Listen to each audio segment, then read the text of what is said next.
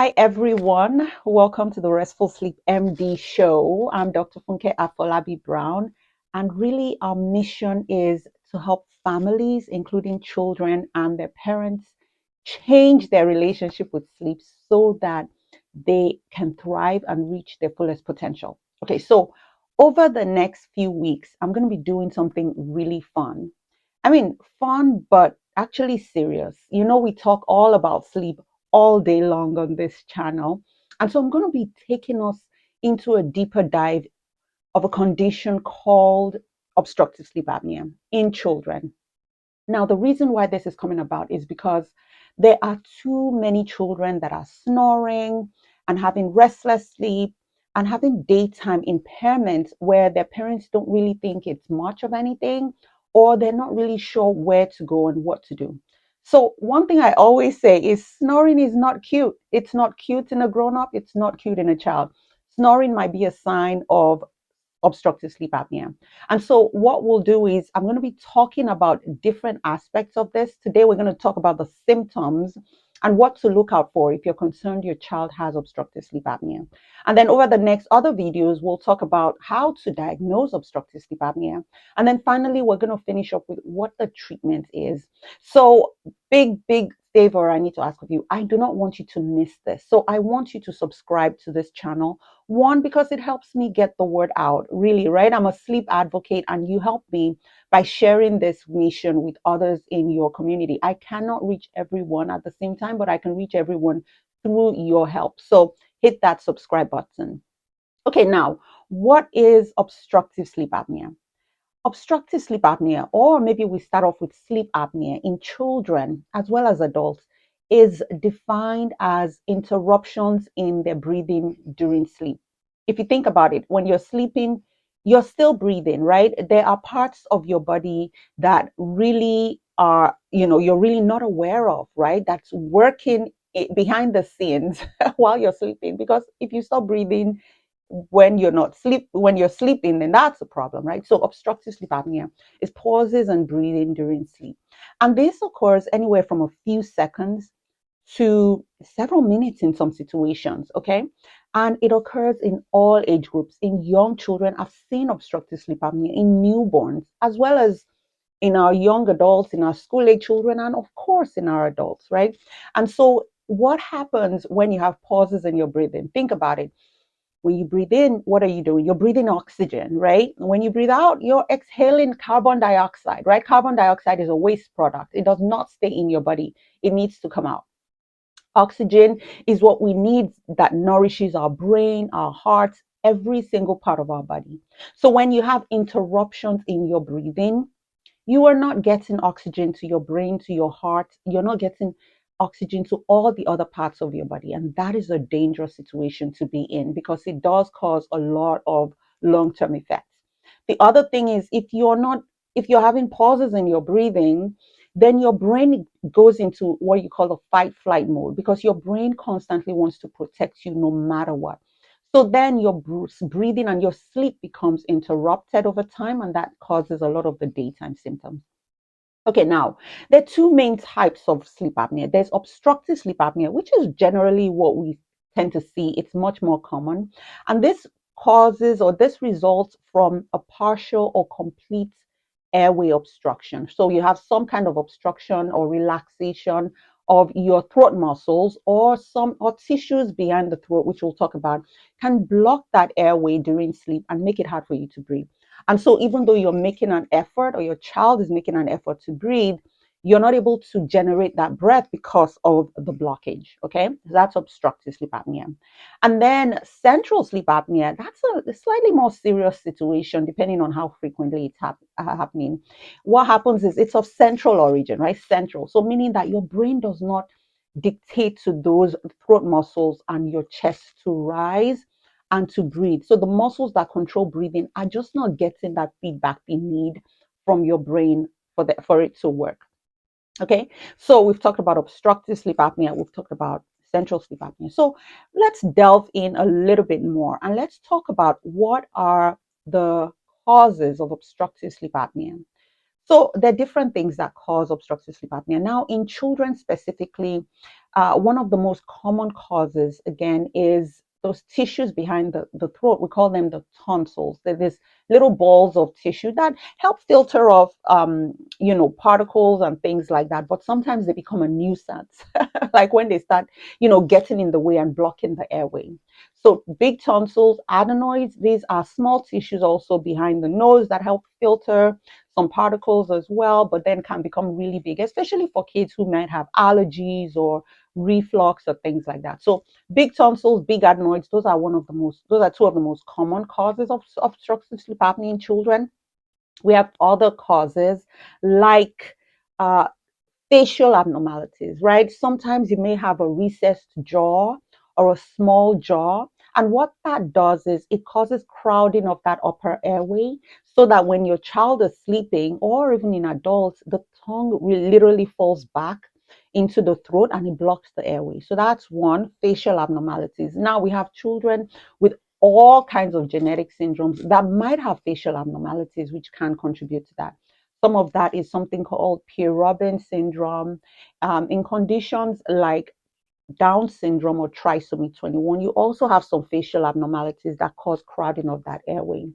And then the other cause we might see is low tone or poor tone.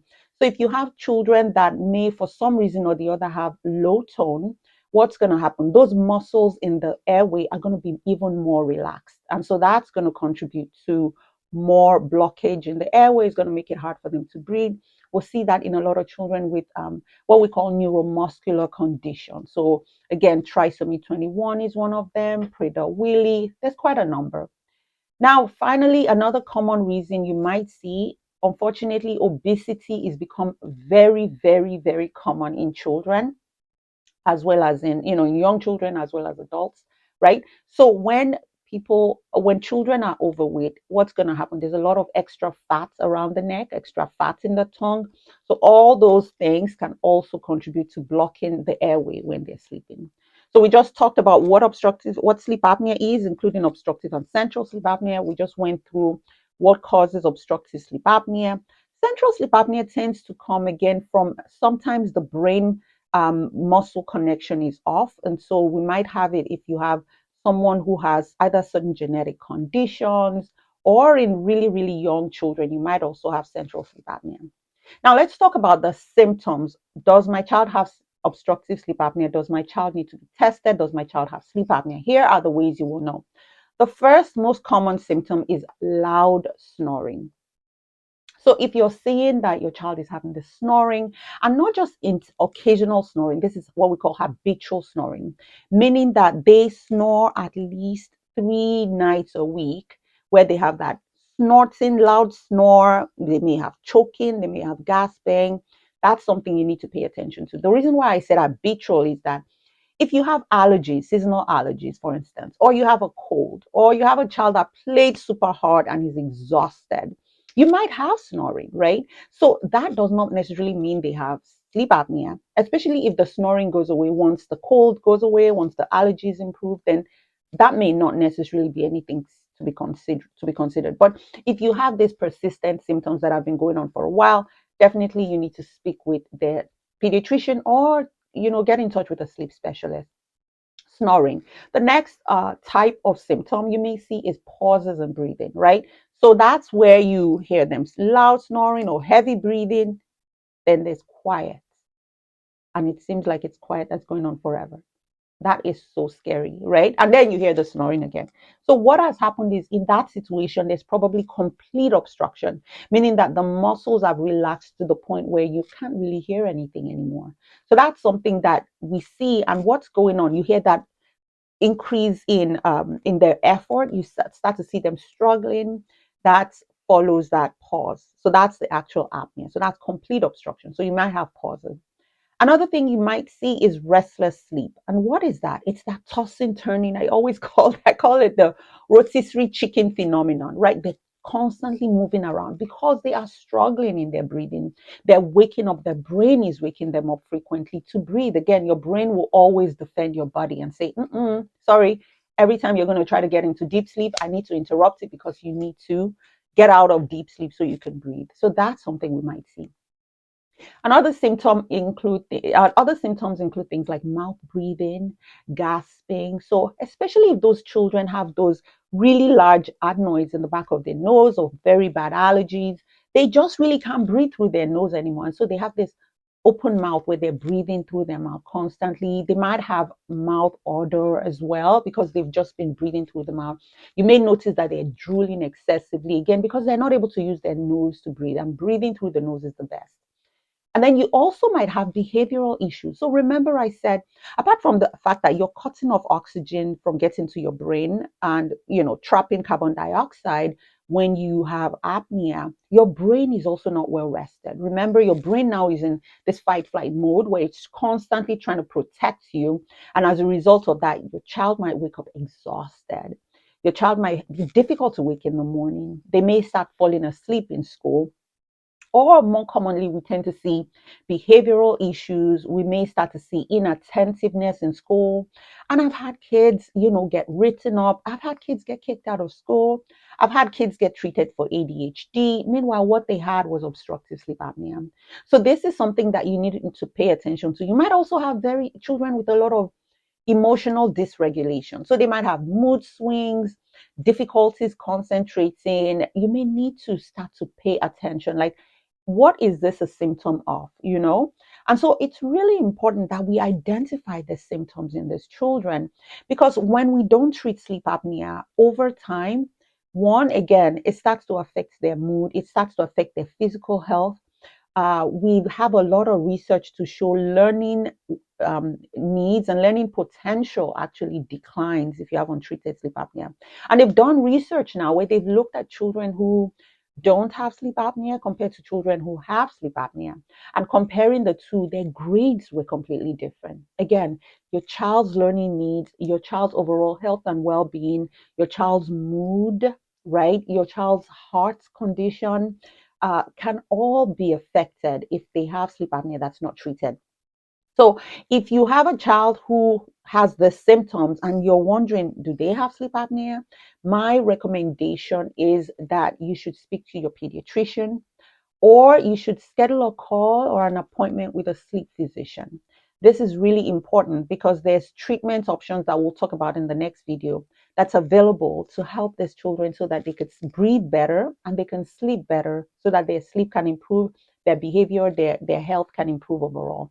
So that's a wrap for this section. The next section, we're really going to be delving into how do you diagnose sleep apnea in children? What tests do you need to do? And then my most favorite part is how do we treat it? But it starts with figuring out, does my child have this condition or not?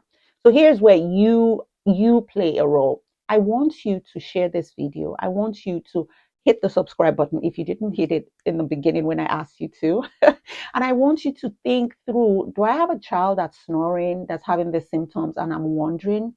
And if you do, schedule a call with us at the Restful Sleep Place. We are a telemedicine practice and we are licensed in California, New Jersey, and Pennsylvania. And we provide sleep services. We could talk you through what's going on, listen to you. It's a practice where you'd feel seen and heard.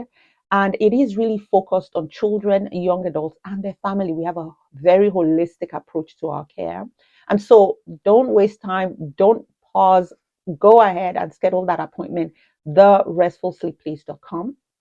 It's therestfulsleepplace.com. Or if you want to give us a call, 215-607-8297. That's 215-607-8297. So that's a wrap. It's been amazing connecting with you here today. Remember that rest and sleep have to be a priority for us to be our best selves. I'm cheering you on. And until next time, I hope you rest well.